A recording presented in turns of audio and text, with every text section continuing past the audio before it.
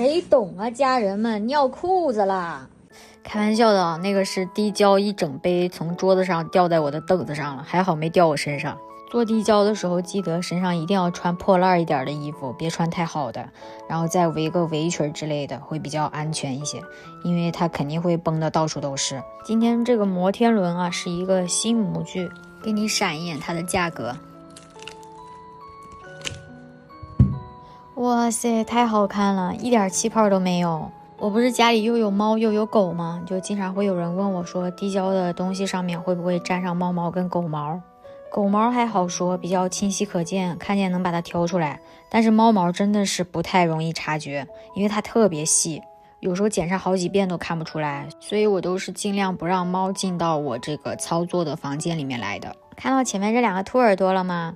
又可以当手机支架，还可以支平板，是不是很好用？